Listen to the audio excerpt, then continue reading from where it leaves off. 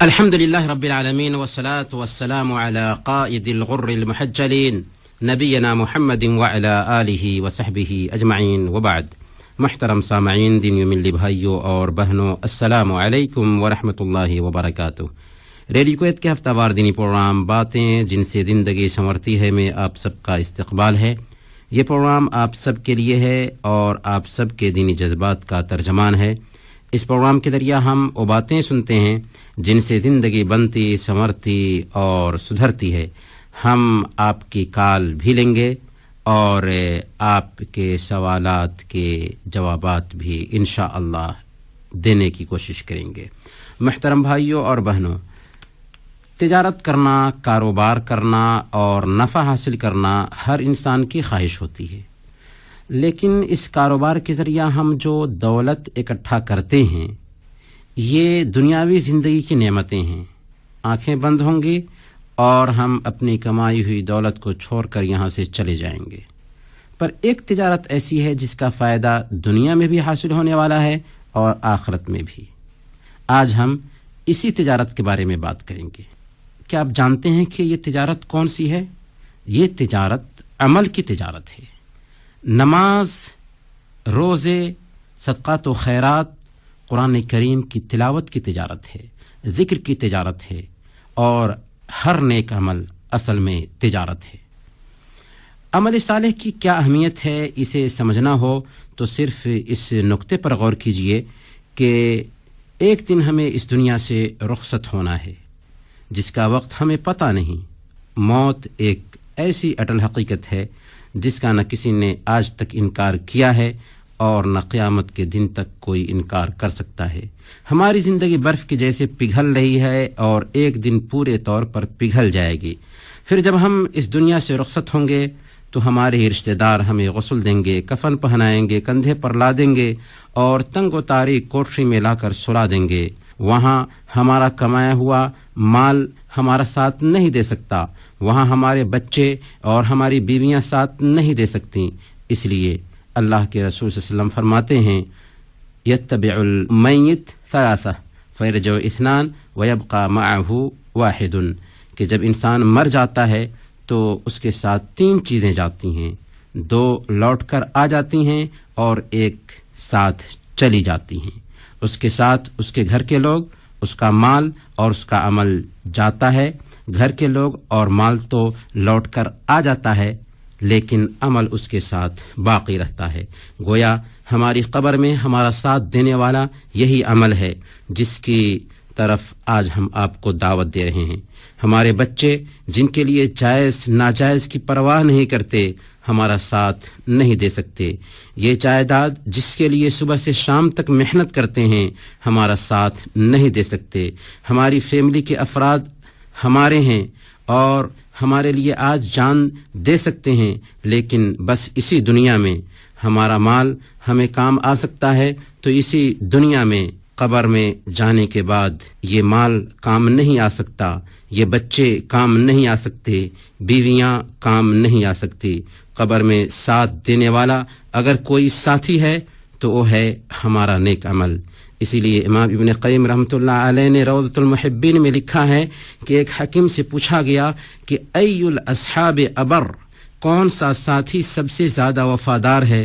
تو اس نے کہا کہ نیک اعمال۔ جی ہاں، نیک عمل اس وقت بھی ساتھ دیتا ہے جب کہ ہم کفن میں لپیٹ کر قبر کی گود میں ڈال دیے جاتے ہیں۔ وہاں یہ نیک عمل ہمارے پاس آتا ہے اور ہماری ہمت بڑھاتا ہے۔ مسند احمد کی روایت ہے، حضرت برا بن عازب کی لمبی حدیث میں اللہ کے رسول صلی اللہ علیہ وسلم بیان فرماتے ہیں کہ یہ نیک عمل اس کے پاس ایک آدمی کی شکل میں آتا ہے جس کا چہرہ خوبصورت ہوتا ہے، لباس خوبصورت ہوتا ہے، خوشبو اس کی پاکیزہ ہوتی ہے۔ وہ کہتا ہے ابشر بالذی یسرک ھذا یومک الذی کنت توعد، تجھے بشارت ہے اس چیز کی جو تجھے خوش کرنے والی ہے، یہی وہ دن ہے جس کا تم سے وعدہ کیا گیا تھا۔ بندہ اس وقت پوچھے گا کہ تم کون ہو؟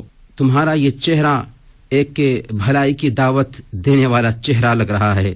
تب وہ کہے گا انا عملک الصالح، دیکھو میں تمہارا نیک عمل ہوں۔ محترم بھائیوں اور بہنوں، آج ہمیں اس نیک عمل کی اہمیت سمجھ میں نہیں آ رہی ہے اور بچوں اور مال دولت میں پھنسے ہوئے ہیں، لیکن جس دن آنکھیں بند ہوں گی اس دن پورے طور پر سمجھ میں آ جائے گی نیک عمل کی اہمیت۔ اسی لیے حدیث میں آتا ہے کہ جب جنازہ رکھا جاتا ہے اور لوگ اسے اپنے کندھوں پر اٹھا لیتے ہیں تو اگر وہ مردہ نیک ہو تو کہتا ہے قدمونی قدمونی، ہاں آگے لے چلو، مجھے آگے بڑھائے چلو، اور اگر نیک نہیں ہوتا تو کہتا ہے یا ویلہا این یذہبون بہا، ہائے میری خرابی، میرے جنازہ کو یہ کہاں لے کر کے چلے جا رہے ہیں۔ اللہ کے نبی صلی اللہ علیہ وسلم حدیث کے اخیر میں فرماتے ہیں کہ اس آواز کو انسان کے سوا ساری مخلوق سنتی ہے، اگر انسان سن لے تو بے ہوش ہو جائے۔ محترم بھائیوں اور بہنوں، یہ احادیث ہمیں اس بات کی دعوت دیتی ہیں کہ دنیا نیک عمل کرنے کے لیے ہے، اور دنیا میں نیک عمل کی بہت اہمیت ہے، اور کامیاب تجارت اصل میں یہی ہے۔ اللہ تعالیٰ نے فرمایا یا ایھا الذین آمنوا هل ادلکم علی تجارۃ تنجیکم من عذاب علیم تؤمنون باللہ ورسولہ، اے لوگو جو ایمان لائے ہو، کیا میں بتاؤں تم کو وہ تجارت جو تمہیں دردناک عذاب سے بچا دے؟ ایمان لے آؤ اللہ اور اس کے رسول پر۔ اس لیے عقل مند وہی ہے جس نے اپنے نفس کا محاسبہ کیا دنیا کی زندگی میں اور موت کے بعد کی زندگی کے لیے تیاری شروع کر دی، اور بیوقوف وہ ہے جو من کی ماننے میں لگا رہا، خواہشات کے پیچھے چلتا رہا اور اللہ سے امیدیں باندھے رکھا۔ اس لیے اگر ہم نے نیک عمل کی اہمیت کو سمجھ لیا ہے اور اسے جمع کرنے کے لیے وقت کو استعمال کرنا چاہتے ہیں تو یاد رکھیے کہ وقت ہی زندگی ہے، وقت اصل میں سونا ہے، وقت کو غنیمت سمجھیں۔ ہماری زندگی چند سالوں، چند مہینوں، چند دنوں، چند گھنٹوں اور چند سیکنڈوں سے عبارت ہے۔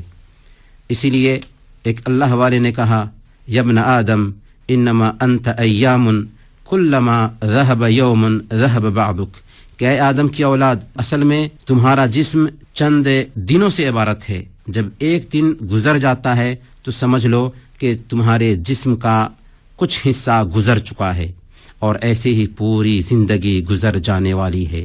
اس لیے جو بھی موقع ملا ہوا ہے اس سے آخرت کے لیے توشہ تیار کر لیں، نیک عمل جمع کر لیں۔ اب سوال یہ ہے کہ کوئی بھی عمل نیک کب کہلائے گا؟ تو یاد رکھے کہ کوئی بھی عمل نیک اسی وقت کہلائے گا جبکہ اس کے اندر دو شرطیں پائی جائیں بنیادی طور پر۔ پہلی شرط اخلاص، یعنی اسے صرف اللہ تعالیٰ کے لیے انجام دیا جائے اور اس میں کسی طرح کی ریاکاری اور دکھلاوا نہ پایا جائے، اور دوسری شرط متابعت، یعنی اسے اللہ کے نبی محمد رسول اللہ صلی اللہ علیہ وسلم کے طریقے کے مطابق انجام دیا جائے۔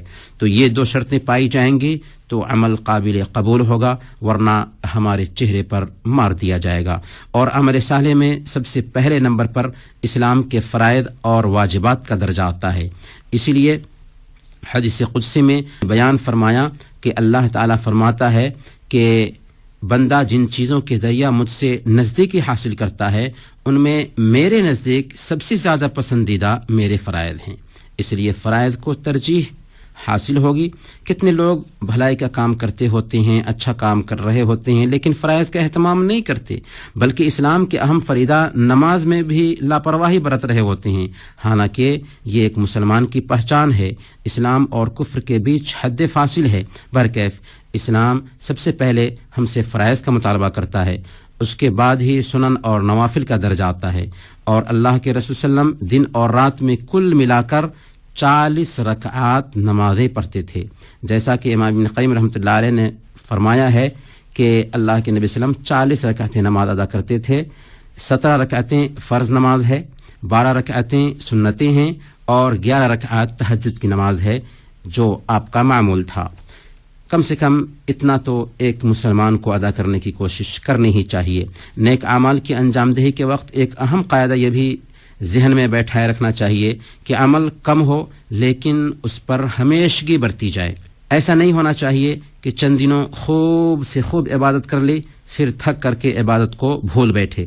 اللہ کے نبی صلی اللہ علیہ وسلم اور صحابہ کرام کی زندگی سے ہمیں یہی سبق ملتا ہے کہ عبادت کم کریں لیکن اس پر ہمیشگی برتیں۔